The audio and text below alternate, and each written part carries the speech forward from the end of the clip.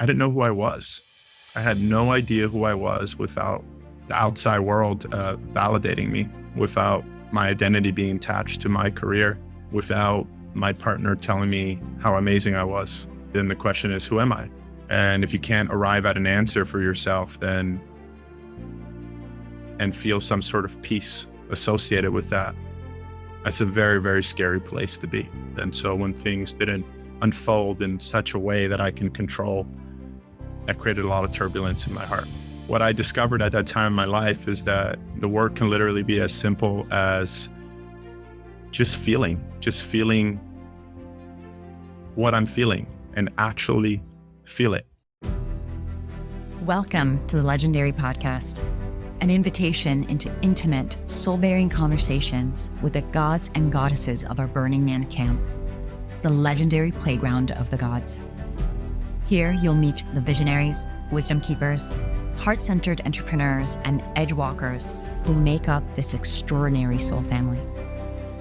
Together, we'll journey through the turning points that shaped us, the failures, the victories, the breakdowns, and the breakthroughs, and what it truly means to rise and build something sacred from the ashes. If you've been searching for your people, if you've longed to find a community that inspires you to rise, you found your tribe. So join us now for another sacred journey. Welcome to the playground of the gods. Welcome to Legendary. Hello, Legendary fam, and welcome back to the podcast. I'm Celinne Da Costa, your guide, your host for today's journey. And I'm super excited about today's guest because he is a personal friend of mine.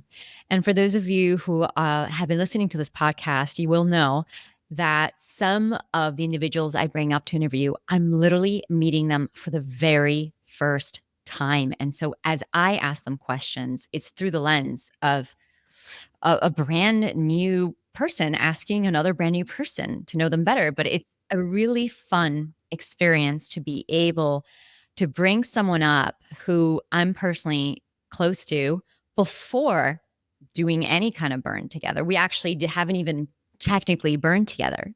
So I'm going to bring in Pedro Jerez. Welcome to the podcast. And I'm so excited to get to know you today from a different lens that I never have before.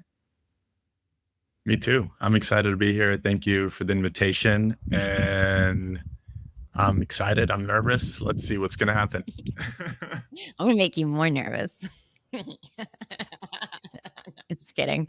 Let's relax. We've got this. So, I know a lot about you, but for someone who is tuning in and they're listening to you introduce yourself for the very first time, can you share a bit about who you are, what it is that you do for love and work, and what's lighting you most up in life right now?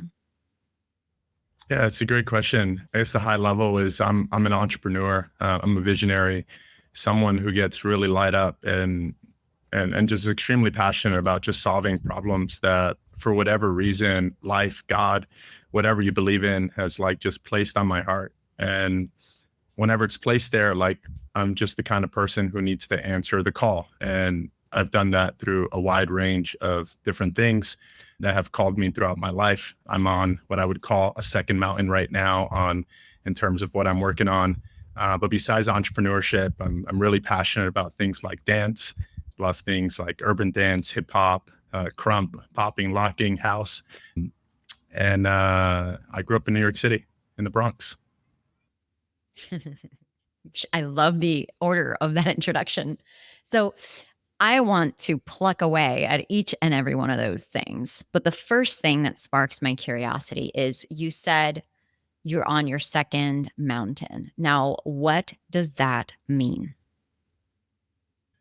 What that means is that so much of my life was the pursuit of what I thought was going to make me happy. And I was extremely successful. Just for context, for projects I've been involved in, either businesses of my own and or in supporting others, my work has generated multiple 9 figures in revenue inside of the professional market space in a wide range of different fields. But a lot of that journey was a journey of chasing significance and what I thought would make me happy until I got to that thing that I thought would make me happy, only for my entire identity to crumble and for life to show me in a very visceral way that that was not the way, and that there was clearly something else that was significantly deeper that I needed to learn, that I was not ready to learn. And on the other side of that, I've uncovered what I would call a better way for me. I think a better way for everybody, but I think we all individually need to come to that truth for ourselves through our own direct experience, because it's one thing for me or anyone to say something. It's a whole other thing to have a lived experience of life and to align with that truth and have the courage to align with that truth. It changes the entire fabric and frequency at which you live life.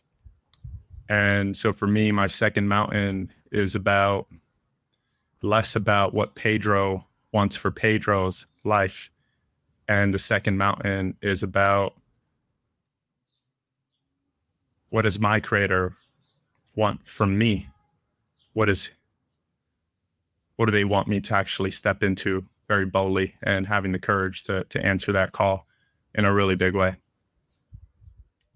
Beautiful. Thank you.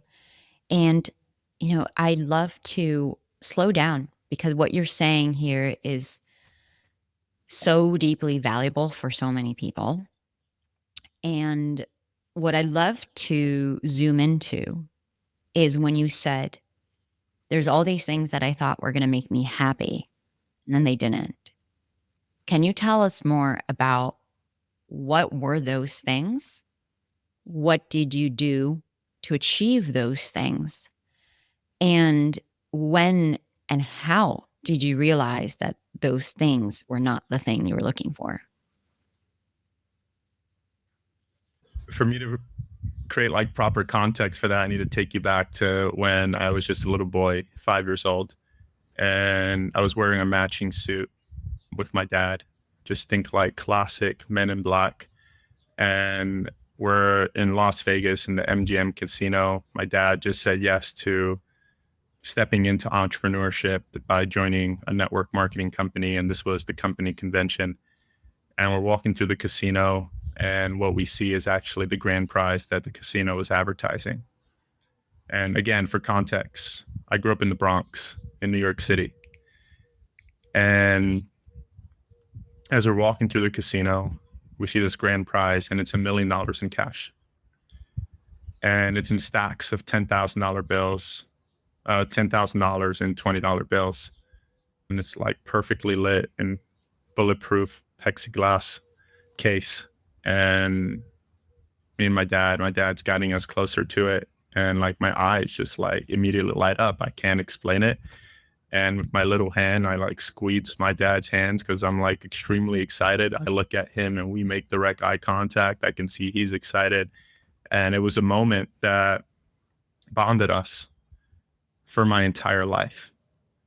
And in that moment, 5-year-old me wearing an all black suit, I look at my dad and I say, Dad, I'm going to be a millionaire. Voy a ser millonario. In Spanish. Me and my dad speak Spanish. And it bonded us forever. And that moment drove me for so many years in my life to be somebody and to work hard and figure out this whole entrepreneurship thing. And at the ripe age of 21 years old, I'm running an event, and I have over 225 people there in a ballroom, teaching them about something that I had mastered and had been really successful at previous to that. And it's the end of the event. I have all these people standing around this big ballroom. There's like chandeliers all around the ballroom, and people are sharing all the things that they took away. And this event was in New York City, so my dad was there. And as everyone's sharing, I look over towards the entrance of the ballroom and I see my dad. And I see tears coming down his face. And that moment was so significant because I've never seen my dad ever share a tear up to that moment in my life. And what that moment meant to me was a physical manifestation of a dream that started when I was 5 years old. But really, what I was really looking for underneath it all was for him to be proud of me. And I felt on top of the world. I felt like in that moment, like I did it. Like I did the thing that started when I was 5 years old. I made the money and I got the validation that I was looking for. And what's so wild about it is that I go to bed that night and then I wake up the next morning and the next question that pops up in my head is like, well, now what? And up to that moment in my life, it was the single most confusing thought I ever had in my life. And that was the beginning of the unraveling, which would take years because, of course, my ego fought until I was ready actually to let go of an identity that wasn't even mine. I love that story. It's not the first time I heard it, but every time I do, I just see you a little. Did you have a little fro as well? No, I had no hair, actually. Okay. That helped see with the imagery. Oh, beautiful. And what I'm Did I answer your hearing is question, that, by the way? yeah, well, if you haven't, don't you worry. I'm going to get you. Okay. Buckle up, kiddo. We're only just getting warmed up. So, I'm hearing that there was this, deep, even I guess we could say even subconscious in many ways, just imprint and desire that you took with you to, yeah, like make your dad proud. And once you actually got to hit the goal, I say that very like vaguely, but when you really were able to do what you set out to do and check off this item from your checklist, then the next thing was, okay, what next? I've achieved the thing that I thought I wanted, and now dot dot dot, what do we do with ourselves? And I believe this moment that you're describing, so many people who are high achievers and create incredible things in their life, they cross this road. Not so many at such a young age, which is an incredible gift that you have. But I've had many conversations of people who have shared this experience. And I find it very fascinating that we all get to this place and the events that follow after this place and the way that we show up and deal with them and the wisdom and teachings that we get from it. It's different every time, but it's really the same undercurrent. And so I love to explore with you this, but before you were the pager that is here today, in that stage of your life, you woke up the next day, and then what resulted was you started resisting and fighting your ego until you let go. Can you share more about before that moment when you let go? What was that fight all about? What exactly were you fighting and resisting, and why? I think what I was fighting was a perceived identity that I had created for myself. You see, uh, growing up in the Bronx, you have no status. You have nothing other than a loving family and ideally a dream and a desire to make it out of your situation. And I think the younger version of me really wanted to belong and really worked really hard to belong because I never felt that I belonged, from my skin color to where I grew up to my social class to all the things that you can imagine at that time in my life, the acne on my face, the insecurities, I just wanted to belong. I wanted to be part. I always believed that my existing environment didn't match what I was desiring. And that's what made it so hard, because at a young age, I worked really hard to create a version of that. At the time of my life, prior to my starting my entrepreneurship journey, my first job ever as an adult after dropping out of university was working for Tony Robbins. And yeah, I wanted to belong. But the reality is that a lot of that it wasn't from a healthy place. It was just purely just trying to prove myself.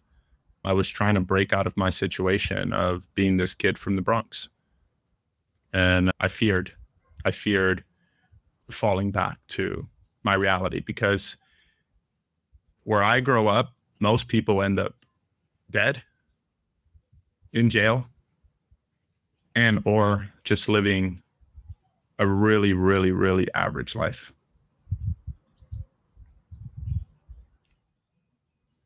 Some version of that. Thank you for sharing.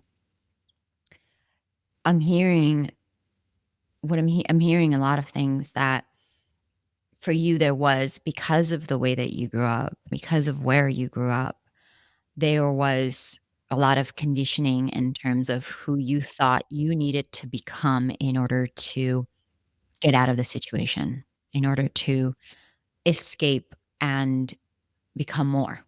Is that right? Yeah, I put a lot of pressure on myself, and no one put it on me except myself.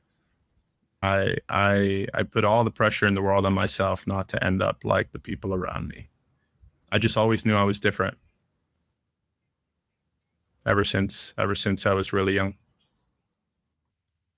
And so walk me through then that morning when you said, okay, well, I put all this pressure on myself. I achieved the thing that I set out to do. Now what? What specifically did you need to unravel and deal with as it pertains to your ego? What needed to be looked at? If I told you that I knew the answer at that time in my life, I would be lying. All I knew was that I felt something deep in my bones that what I was doing wasn't working. How is it that I could achieve the thing that I thought would make me happy and I was not happy? In fact, I was depressed at moments. At times, I was on top of the world, and at times, I was borderline suicidal. And so, all I knew was that something about what I was doing wasn't working. And so, what I did was I shut down the business, a business that was my dream, a business that was, more successful than anything I saw for myself up to that time in my life. And I bought a one-way flight overseas to Thailand, of all places, to a little island. And little did I know what was in store for me when I arrived there.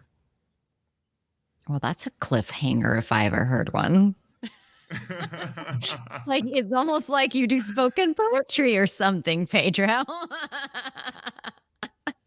It's almost like you're a storyteller or something. I don't know. Okay, I'll play the part. And then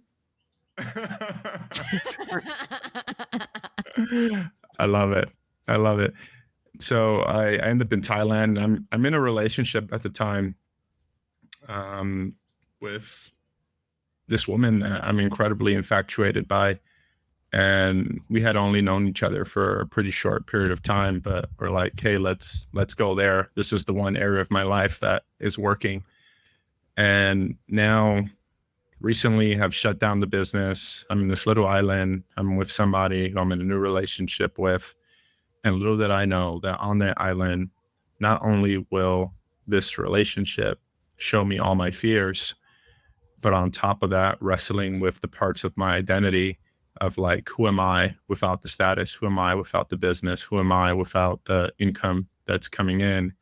And I'm in the most magical place, one of the most magical places in the entire world. And I am walking through the beach on sunset, most amazing sunset I had ever seen up to that time in my life. And I'm questioning being here. And one day I'm sitting at a little cafe.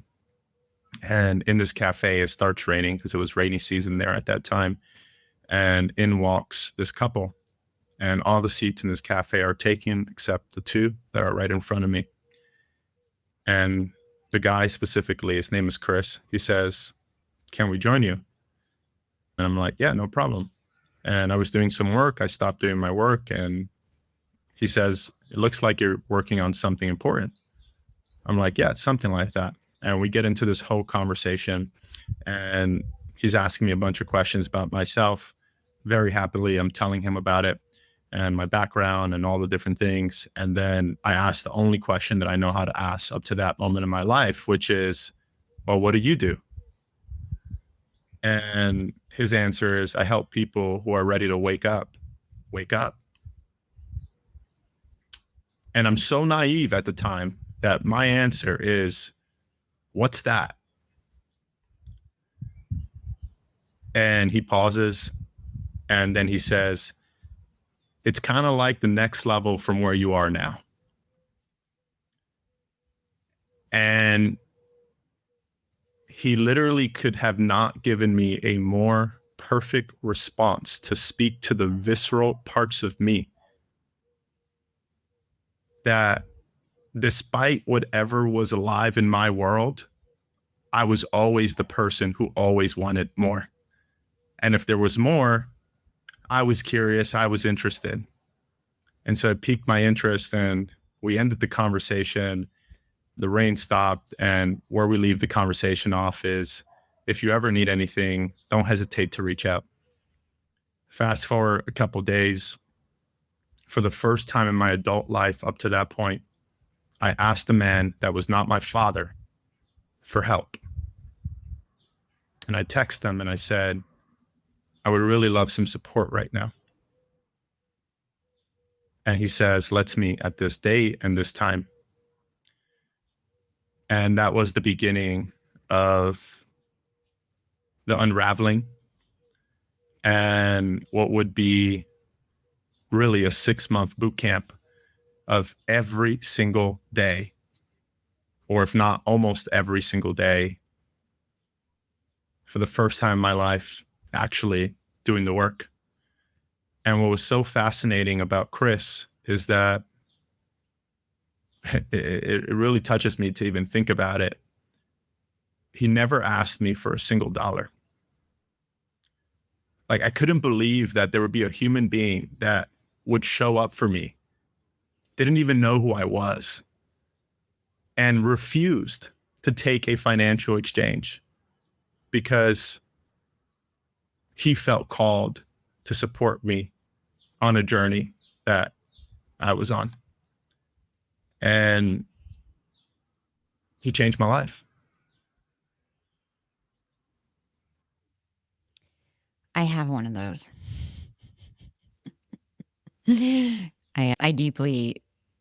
can deeply feel what you're saying. My first spiritual mentor, which I read about in my book, he took me under his wing just like that. I never asked for any financial exchange, and he really, it was the biggest gift that anyone could have given me because it showed me what unconditional love looked like and felt like between mentor and student, which is such a special, precious relationship. So I'm curious because you mentioned that you went to Thailand and you were met with your biggest fears, and your ego was resisting because it was this whole identity you had built up. And now you, by letting go of your business, by letting go of, the cash flow that it was bringing in, you now had all these parts, these core parts of your identities that you had brought with you since the Bronx, right? I always get it confused with Brooklyn, but you brought it with you, and now it was all like in the air, and you didn't know what to do, and you were feeling empty inside. And then you said that when you met Chris, you actually started to do the work. Now, it feels really important for us to get even more granular here in terms of what were some of those fears that you were being confronted with, and what did it mean to actually do the work? Because just the fact that you're saying it that way, then there's an insinuation underneath it that there's people that do the work but aren't really doing the work. What is the difference between doing the work and actually doing the work? Yeah, great question. So I'll start with the fears. The way that I would describe the fears are, for me at the time, were that I won't be anybody, whatever I made that mean at that time in my life. Another way of saying that is that I wouldn't be significant, because that was very meaningful to me at the time. That was honestly the root cause of so much of it. My fears were, I didn't know who I was. I had no idea who I was without the outside world validating me, without my identity being attached to my career, without my partner telling me how amazing I was. I just had absolutely no idea who I was outside of that context. And the moment you strip that away, then the question is, who am I? And if you can't arrive at an answer for yourself, then and feel some sort of peace associated with that, that's a very, very scary place to be. I'm sure there were many others, but those are the ones that just off the top of my head feel extremely present. I could have also had fears in my relationship. I feel that, due to my upbringing, there was a big part of me, in terms of what I learned from my parents and my mom and my dad, that I had to unravel. It was a big part of me that also just wanted to control the world. And so when things didn't unfold in such a way that I can control, that created a lot of turbulence in my heart. And so the work's really simple. What I discovered at that time in my life is that the work can literally be as simple as just feeling what I'm feeling and actually feel it. It sounds so simple, but for someone like me with my particular story, that was a very bold thing to do that I had no context for how to do, because I was trained to, and when I say trained, I can create some context for that, to push my emotions away, to be right, to fight. And yeah, to do the work is like to actually sit with yourself. Like, what a generous thing, like to actually just sit with yourself as a human being and feel the fullest expression of what's alive for you, without pushing it away, without making a story out of it, and like open the fullness of your heart to that. And I had a lot to feel, because I went my whole life not feeling. But it's not just feeling it, it's also the work to actually integrate it and integrate that back into life. It's not being afraid of the beast, which is you, and all the things that we've pushed away and haven't given the time of day. I love that. That's very coded what you're sharing in terms of having it's not just feeling, but having the strength and the courage to sit with those feelings. For someone who might be listening and can feel the power of your words, but maybe at those beginning stages, maybe where you were still at the tip of getting it before you actually got it on the other side, how would you explain this process in a way that someone else could take themselves through it or seek the support that they need to really sit with their feelings in that discovery process of who am I really? I think the first piece of advice that I can give somebody is, you first have to embody the right mindset. And for so much of my life, I believed that I needed to go to a seminar, I needed to hire a coach, the answers were basically outside of me.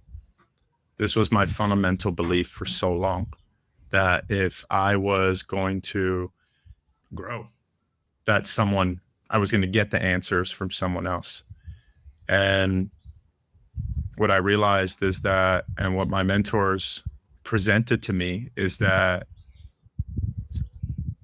one of the most courageous things to do is arrive at a place, at a certain level of awareness, where you get to actually become one of your biggest teachers. and realizing that every single moment is happening for you. You don't have to go out there looking for the thing. You just have to let it be present with life. And in life, every single moments are going to unfold, and the lessons that you're meant to learn are going to show up in there if we actually have the courage to actually pay attention. And in those moments where we'll know because our heart contracts and we feel some tension, there's something that we want to fight. The work that was taught to me is to be present with it first and foremost, to relax, because everything that comes in needs to come out, and to feel that emotion. And I think about the heart like a filter. As it's coming out, it needs to filter, which means sometimes it needs to burn. And it's either, when life gets hard, it's either we're going to fight to hold on to something, or we're going to feel something to hold on to it, or either we're going to feel something to let it go.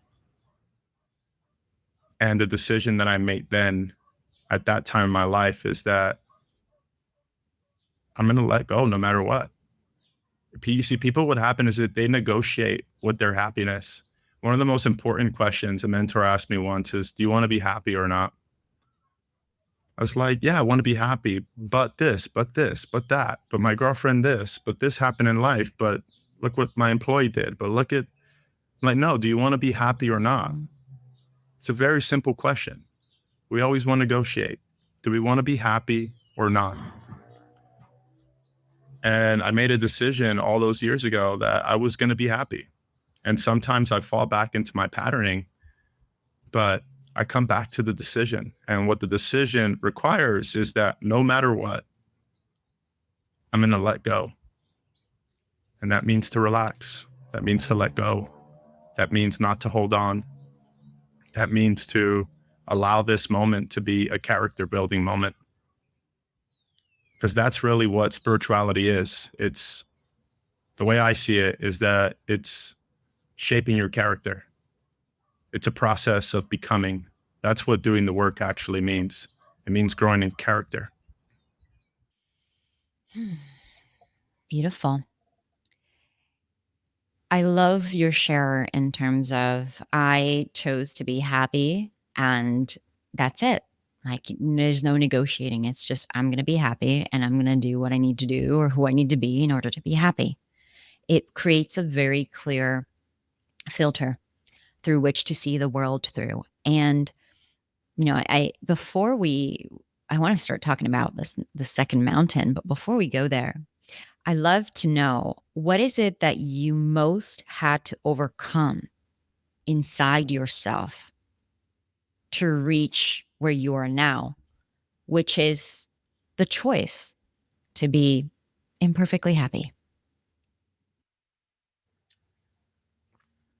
The simple answer is a decision. A true decision means to cut off. And what to cut off actually means is you're done making excuses. Like, you just actually decide that this is the way that you're going to lead your life. And it is your life. And I overcomplicated this. And the more that I grow in wisdom, the more that I actually realize that it's actually, the path forward I've found is actually very simple. And there comes a moment in time where I said, enough is enough. Clearly, like, the way that I've been doing things is not working. And life is presenting me with a potential path that I'm finding certain resonance with. And am I going to go all in this path and see what's on the other side of this path? Or am I going to continue to live life in this way? You see, what has given me, I'll answer from this perspective, what has given me the courage to actually truly, truly, truly decide is when I feel pulled in a certain direction. as we all have at different moments in our life.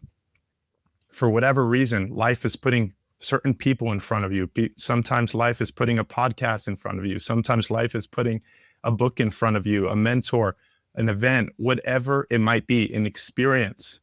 And then life just starts to pull you in that direction. And then there's some curiosity that starts to build around a certain thing. And if you find enough resonance in it, and life is inviting you in that direction, for me, as life was doing that for me, I just decided that I was going to go all in and actually see. And I'm still in the experiment and seeing how far this rabbit hole goes. I'm still deciding every single day. And I am amazed at the miracles that continue to unfold in my life. Just by simply a simple decision. A decision to stop fighting, a decision to let go, a decision to do the work and realize that every single moment is happening for me. The decision that I shared before, which is in terms of my second mountain of it's less about what Pedro wants for life. Now it's more about what does God want for Pedro? And as I'm hearing the answers, because life is presenting them to me the same way that it's presenting it to all of us, I just decide that I'm going to continue to move in that direction. And it's a beautiful life experiment. This insight around decision is beautiful. And what dropped in for me as you were speaking is that our choice to make a decision is an honoring of the greatest gift that we've been given in this life, free will and choice, that we get to choose. It's the double-edged sword. We get to choose, really, how we want to live and who we want to be in this lifetime. And as you're speaking into decision, it feels like the micro human can handle this version of that, because when we think about free will and choice, it's so big. It's so of the spirit. It is so multidimensional and subconscious, superconscious, conscious layers. It pierces every layer of reality, and it's so big to hold. But a decision is something we can wake up to and make every day. And we can sharpen our will and our strength and our forge ourselves to actually keep coming back to that singular decision. It feels more manageable to the human. And we've been talking about the second mountain. I want to start climbing up that second mountain. Now that we've gone through the first one, I want to go up the second one. And you just kept saying, what does God have in store for Pedro? And, as I'm asking this question, I recognize that asking the human Pedro it's a flawed question by design. But fuck it. I'm curious. What do you think God has in store for Pedro? I'm definitely voting for you. I'll share something that I think is infinitely more valuable in terms of how I continue to arrive at my clarity. And I discovered it in a very unusual place. I've always been fascinated by the topic of leadership and people who are in positions of leadership, independent of whether I actually agree with how they lead. And I remember I was listening to an interview by George W. Bush, of all people.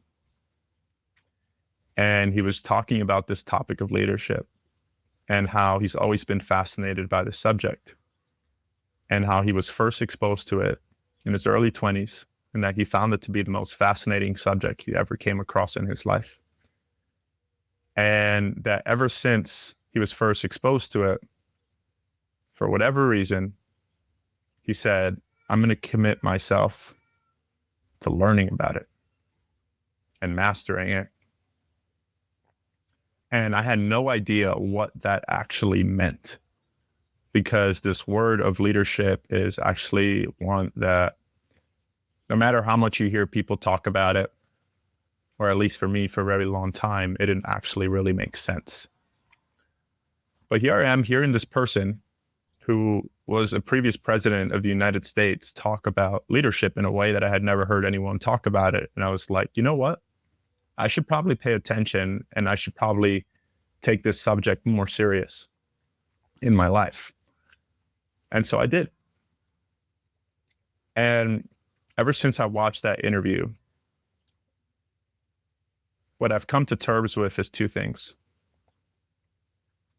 No matter what my present level of ambition might be, nothing exceeds me working on myself, and nothing exceeds my level of leadership. I love the way that John Maxwell puts it. He calls it the law of the lid. And the law of the lid is basically that we'll never outgrow our ability to lead. Your business will never outgrow you. Your life will never outgrow you. Your relationship will never outgrow you. And so therefore, if we want an extraordinary life, then we actually need to grow in our leadership. But then we have to answer the question, well, what is leadership? And it's a word that, for me, what I've come to terms, I'm sure everyone has a different definition of it, but for me, what it is this is actually the process of building character. And in the process of actually building character, what you actually do is you become. Well, what is it to become? To become is to expand in your character, your capacity to be, your capacity to lead, your capacity to love, your capacity to show up, your capacity to bring a certain level of awareness to your own patterns and actually grow beyond that. And ever since I was a little boy, as I've shared some in this story, but there's so much more nuances to the story, is that I've always known that I was here to do really big stuff, like world-changing stuff. And I feel like for so much of my life, my present reality hadn't caught up with what I felt that I was called here to do and what I continue to feel called here to do. And while I've been doing things and seen some success along the way, never, ever did I feel that this is the work that I'm here to do.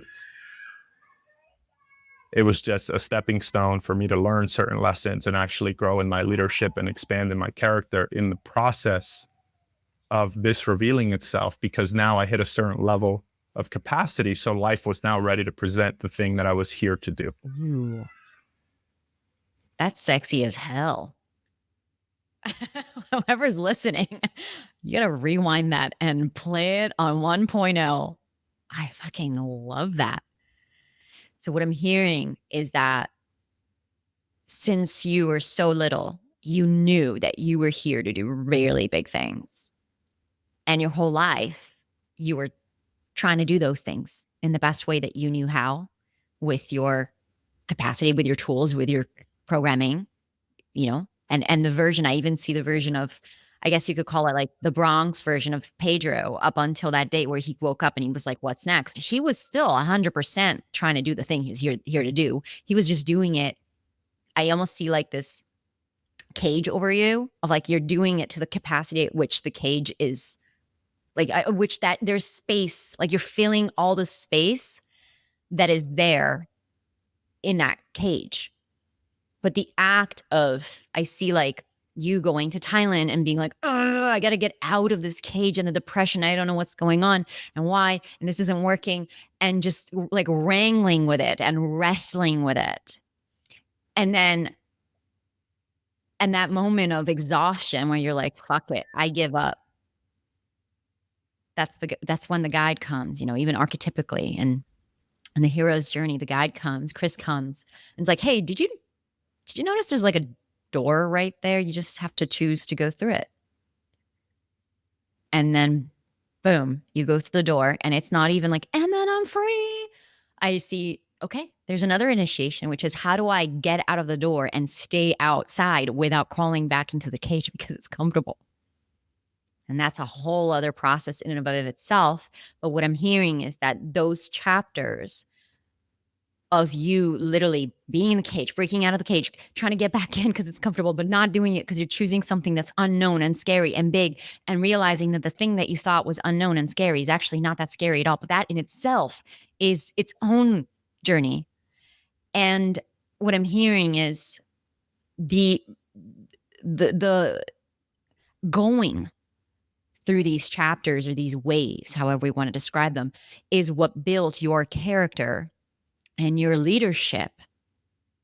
And your decision to be happy is what kept you on track so that you didn't veer off course.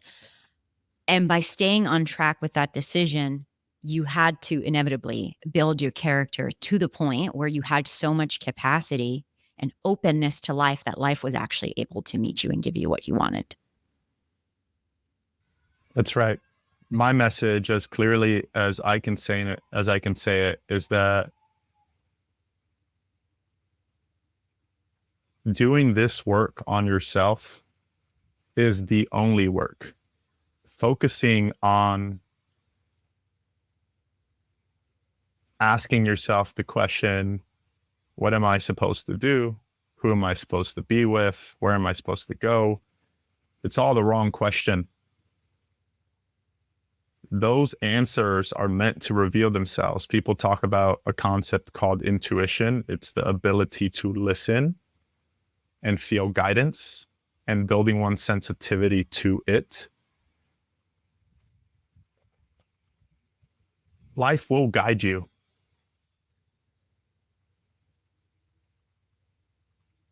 To the capacity that you focus on doing the work that is being called of you, so that all the things that you're meant to do and experience can reveal themselves and come into your life.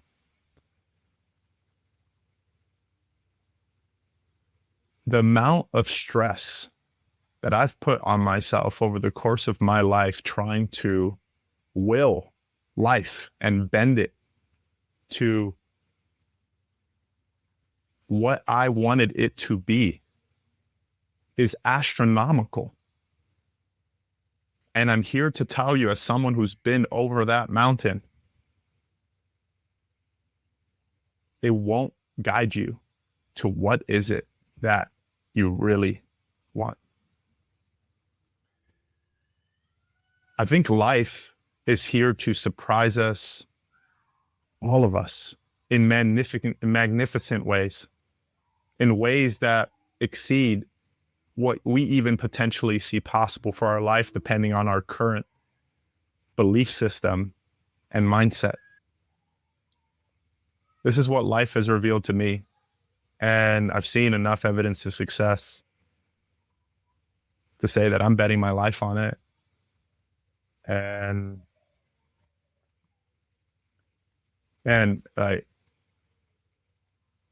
then what really starts to happen is that the outside world starts to reflect what they see in you. And they start to say things like, oh, you look different. You feel different. You're one of the most present people I've ever met. I really want to work with you. Come speak on my stage. Opportunities start to land on your lap.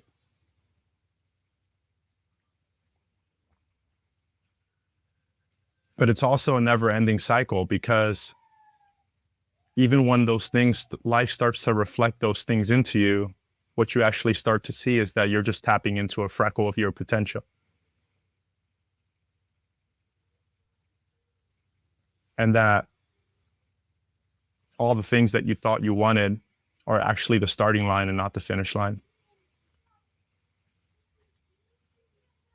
I'm not sure if that made sense, but that's what was coming through to say. Great. And it made a lot of sense. It's beautiful. I love it. It's a freckle of your potential. That might be the cutest thing you've ever said. Well, I appreciate that. Although the rest was very deep, but I didn't want to speak into that. Yeah, no, I'm hearing that it's this perpetual opening to life and trusting that what life has in store for you is so much more magnificent than what you can possibly bend or push or manipulate or strategize your way into. It's never going to be better. And even when you do start to open to life and all these incredible, miraculous opportunities come along, you start to see that even that is just a freckle of what's available to you. And there's always more. I love that. And I'm I'm still with that version of Pedro who we left back in the island in Thailand, and he was doing the work and he was having all these insights that you are sharing with us now. And I'm curious to hear if we are to, now that we know what it actually took, the mindset work, the heart set work, the soul work, the inner work that it took for you to open and forge yourself into who you are today. And we fast forward through the timeline. I'm curious about now, what is the thread of purpose that runs through your life? And in this, second mountain where you're saying, okay, what does God want for Pedro? What are you discovering and what are you like literally creating in the material world? Yeah, great Let's question. land the plane. I'm discovering. It's boom, boom. Yeah, I'm. I wanted to make sure that I answered the question really from a You perspective did. of what I thought like really truly matters, because I can tell you like in terms of what I'm working in the material world, like I'm on a journey of building what I think is going to be a multi-billion-dollar company when it's all said and done, and it's solving a massive problem for humanity, which we can talk about. It's not something that's like live and manifested in the world right now, but it's something that I'm giving all of my energy into. But I think actually I'll share a little bit about it just because I think I can spin it in such a way that I think I can make it of value to everybody. So what life has revealed to me through this process of doing the work on myself and like truly listening is that the problem that I've been trying to solve for myself is, what does it look like for Pedro as a human being to live in his zone of genius? Because if Pedro gets to live in his zone of genius, then his brain power gets to go to not only just enjoying life more, but ultimately being able to have the full capacity of the gifts that life is giving me to solve, really bold problems in the world. And it's a massive problem inside of the workspace. And when I look at, how AI is evolving and where it's going, the reality is that due to AI and also robotics, there's going to be hundreds of millions of jobs lost. And in that process, the question, what is work, is something that really truly gets to get redefined. And the standard of performance inside of the workspace is no longer the same lens that we get to look at things through, meaning what was acceptable in terms of speed and capacity and contribution no longer gets evaluated in the same exact way. It's almost like the rules get to rewritten in an entirely different way. So I'll start there. I started my career working for Tony Robbins. And when I worked for Tony Robbins, Tony was talking all the time about peak performance. Love him. My first true mentor. And then there's this guy called Brendan Burchard, and he came out of nowhere and he started talking about, you don't want to be a peak performer. You want to be a high performer. You want sustained performance. And then all of a sudden, after that came Stephen Kotler and Jamie Wheel. They introduced this concept of flow. They said, in 3 hours, you can do the work that it would take you an entire week, if not an entire month. And you can get it done within a very short time period and be significantly more productive and effective in the world.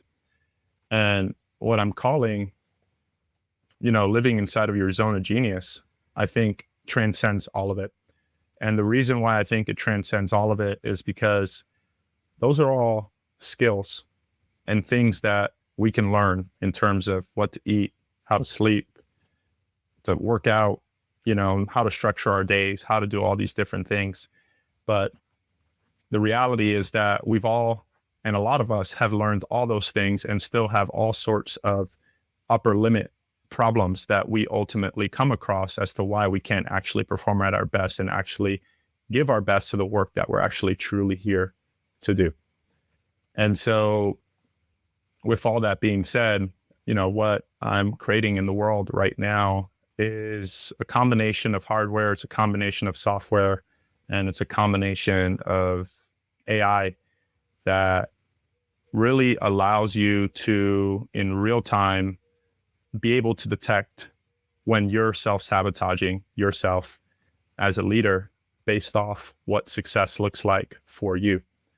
And in that process, for us to actually be able to coach somebody into moving into living more inside of their zone of genius, but all of this integrated with what's called an agentic workforce.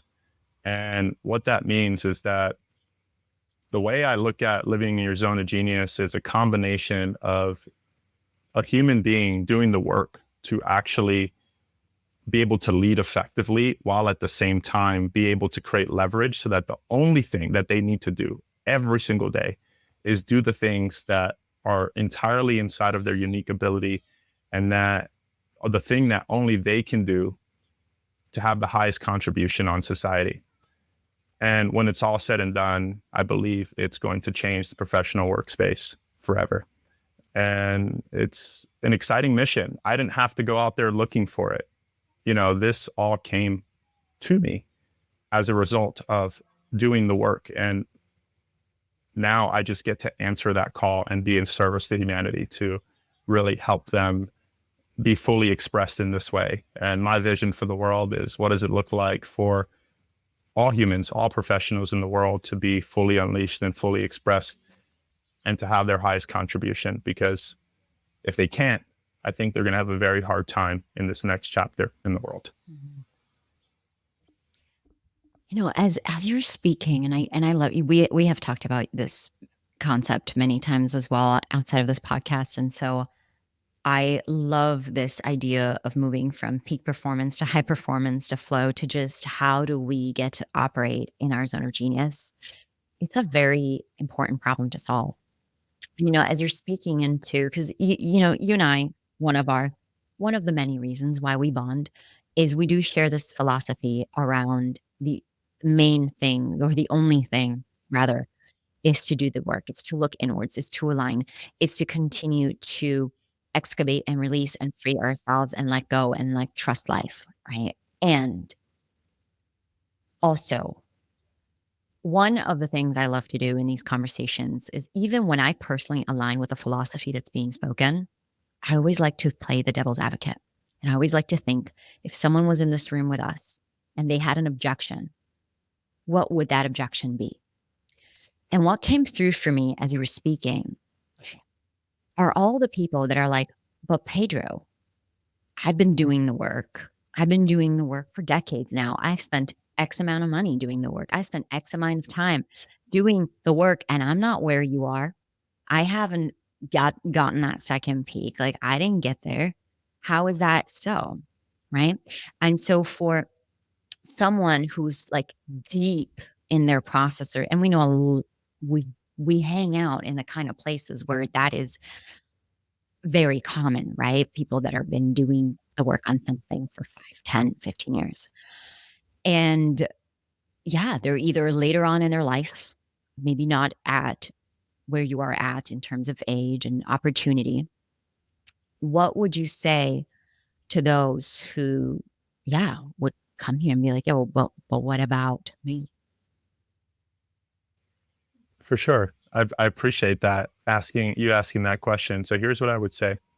Here's what I know for sure separates high performers from people who are really good.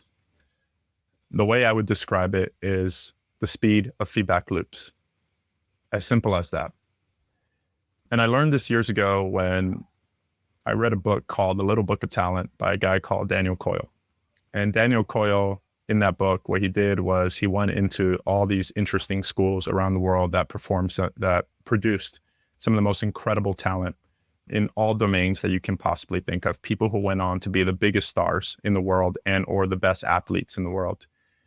And what he did was he observed these people. That's all he did. He was just there as an observer to take notes as a researcher. And the one thing that he found, without a shadow of a doubt, that the people who went off to do incredible things and excel at a level of talent that other people were not able to do was ultimately the speed at which they received feedback, right? The speed at which they received feedback. Meaning, in music, it's like if you're trying to learn a song and you're going through the first few chords, and it's like you play the entire song, and then after you finish playing the entire song, at the end of the song, only you get feedback then. Versus 5 seconds into it, your instructor is able to tell you, hey, stop here, and this is where you can ultimately improve, as an example, and actually shows you how to do it right. So that, and then you try again, and then you try it again, and if you get it wrong, then they stop you again, they correct you, and then you try again, and then you get it right, and then you keep on going, and the next thing you know, you go through the entire song, and you know exactly how to play the song, and you have an unconscious competence to ultimately how you do that. Another example that I'll give you is, I remember 10 years ago, I had this little biohacking product that I used to wear on my waist. And this biohacking product, basically what it did was it measured my breathing. And in real time, whenever it detected that I became dysregulated and my breathing pattern was off, what it would do is it would vibrate. And so I got a very visceral signal to when I was dysregulated. And I started to understand in my body very viscerally what it felt like to be dysregulated. And I started paying attention to it. And then it encouraged me to breathe in a certain way that regulated my nervous system again.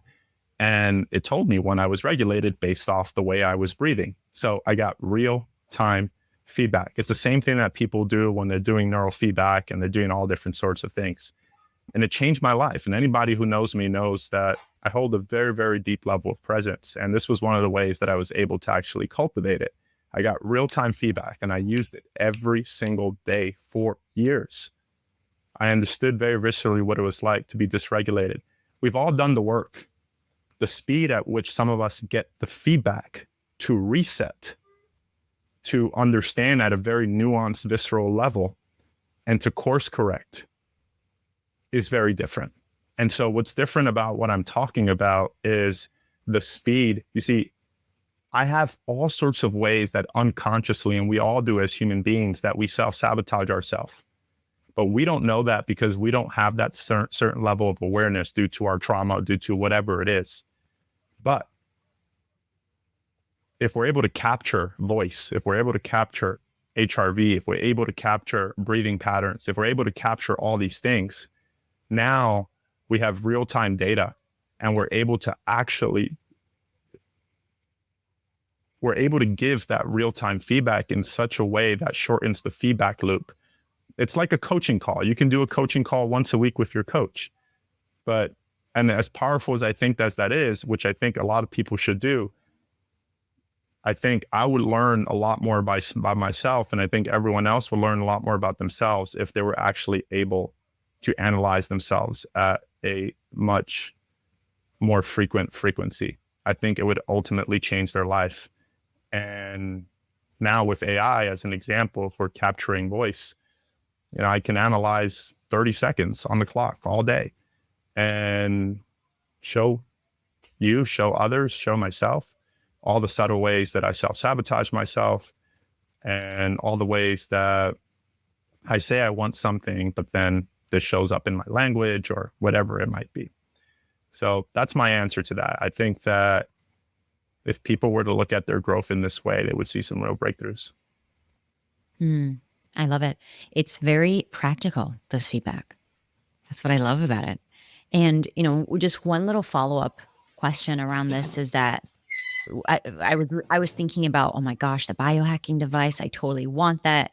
And I think about the aura rings and I think about all the ways we have to analyze analyze ourselves. But the question that pervades is, well, is this available? Is this level of analysis available to all levels of people in terms of privilege?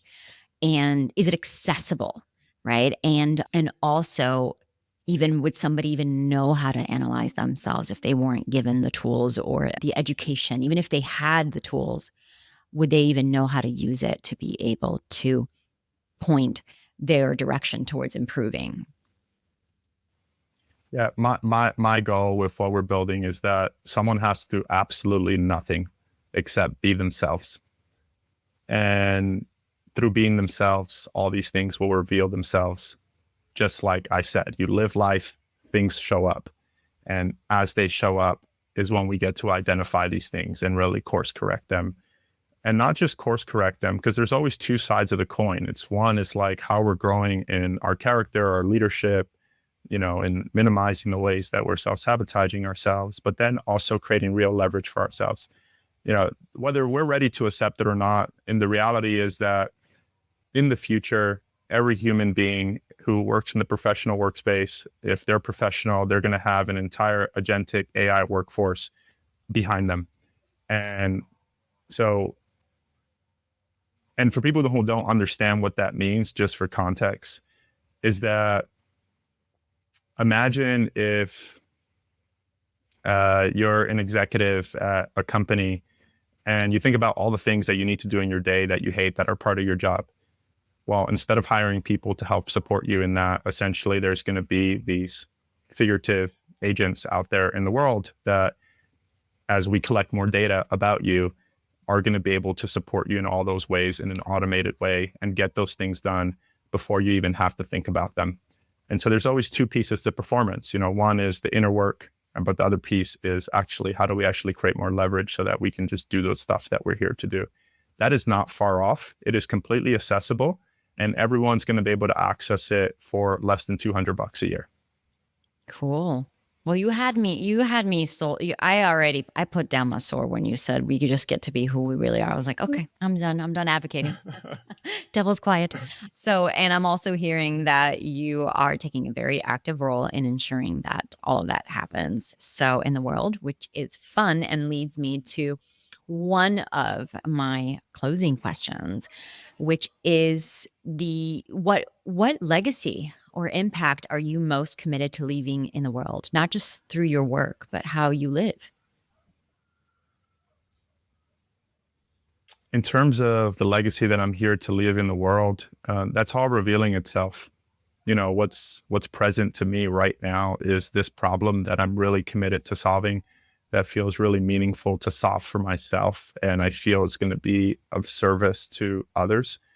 But I don't know. Like, I feel like I'm truly just getting started. I truly feel that all these things are really just revealing themselves. And like I said, what I'm committed to is doing the work. What I'm committed to is growing in my character. What I'm committed to is growing in my leadership. What I'm committed to is becoming an extraordinary human being. And in the process of doing that, I know that I get to do some really extraordinary things. What I can tell you are the things that drive my philosophy, which is a lot of what I shared here on this call. Maybe one other one that, these are mindsets, right? Like, how do I combat fear? I just have a belief that life has never let me down. It's not going to start now. And so I just get to move boldly through the world in the ways that it's calling me. Other things like generosity. Generosity is a mindset. It's not about just giving to others. Generosity is a mindset for how we lead our lives. How generous are we with ourselves? That could be in forgiveness, in the ways that we forgive ourselves. How generous are we with the people around us? In meeting hard conversations and looking people in the eyes and telling people that I love you and being someone that others can count on. I'm not perfect at it, but I can, these are the things that drive my life. And I want to be wowed. I want to be amazed in ways that I can't possibly imagine. I mean, this world is so expansive, so incredible, so amazing. There's so many things that exceed my ability to understand. But I just know that if I just commit myself to the work, that everything gets to reveal itself in terms of my legacy and all the things. But my commitment is to become an extraordinary human being, full stop. And that's it. Everything else gets to continue from there. Well, that's simple, isn't it? An extraordinary human being who's happy. Yeah, I'm on board. I'd like to be on that plane with you, literally. So, as we begin to close out today, I'm going to ask you a question that I ask on every episode. Are you ready? So, just answer whatever comes through. And it might be connected to what you just said. Who knows? What does legendary mean to you? Legendary means to me courage. Legendary means to me courage. To have the courage when things don't work out the way that you think they're going to get back up and to get back on the saddle. And not once, not twice, but as many times as it takes. As many times as it takes. You just get up again and again and again and again and again and again and again, because not getting up is not an option. Courage is the capacity to say, I'm sorry when you messed up. Legendary is to have the courage to heal, to have the courage to look at oneself, to have the courage to do the work, to have the courage to show up for the things that you've been called here to do. Courage. Love it. Yeah, I'm all about courage. Thank you for sharing. And as we've just gone on a whole journey. I have learned so much about you, about who you were as a sweet little boy who wanted to be a millionaire, and then the young man who just plowed his way through life, made it happen, made his dad proud, freaking built up the business, made all the monies, made the success, only to wake up one day and realize, okay, what's next? And then to feel that emptiness that comes when we spend all this time and energy chasing things that isn't actually what we were looking for, but we don't know it yet. We don't know it until we have the lived experience of doing that. And then finding yourself with a one-way ticket and going to Thailand and facing these fears and these parts of your ego and this identity that you spent the better part of your life building up. And realizing that in the building up of that identity, you had to actually let it go to become who you were.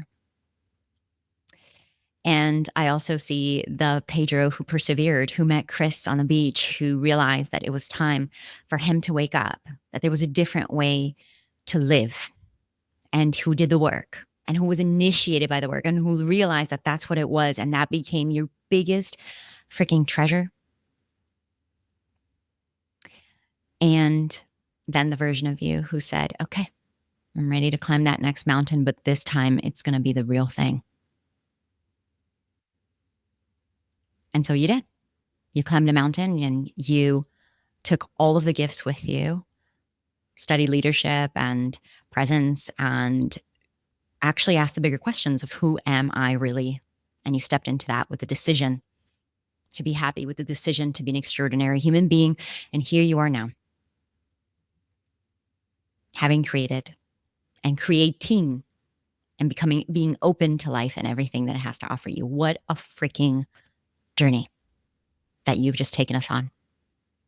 And as we close today's interview, I'm curious, now that we know everything that we know about you and what you're up to in the world, is there one final message or blessing that you'd like to offer those who are listening before we close? Yeah, I think what I would just say is that you're right on track. Wherever this finds you, you're right on track based off your unique journey. And don't compare my journey to your journey or to anyone's journey. Your journey is your journey, and honor your journey, honor your walk,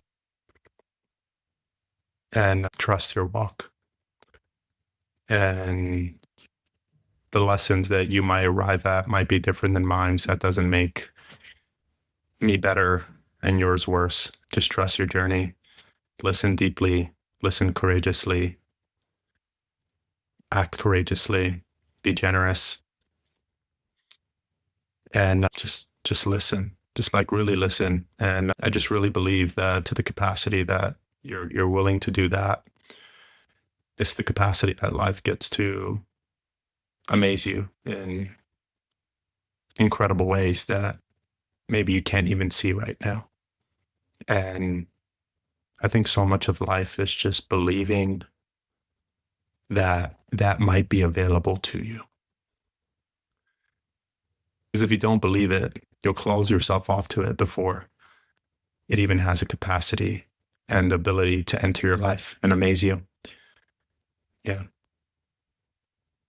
So maybe a question to ask yourself. Maybe that's why I leave people with a question. Do you believe that life gets to get better? And if so, how much better? There you go. I knew you'd come through. I love the questions. Well, there we have it, folks. There you go. Pedro, you're off the hook. You're ready to roam free. Thank you. Thank you. I appreciate you and appreciate the questions. Yeah. Well, it has been a delight. As I shared at the beginning of today's conversation, it's a different kind of delight to be able to interview someone that I think I know so well. And then there's always more. And that's what I love about having these conversations. That there is always more to learn about the people who are right in front of us. So thank you for the gift of letting me get to know you even better. Thank you. All right. Well, dear legends, thank you for being here with us today. This has been Celinne Da Costa on the Legendary Podcast, and we will see you in the next sacred conversation. Thank you for walking with us through the fires of remembrance. If today's story stirred something in your soul, share it with a fellow god or goddess. Subscribe to Legendary for more transmissions from our tribe, and may you continue weaving your legend in love and joy. Until next time, stay sovereign, stay sacred, and make it legendary.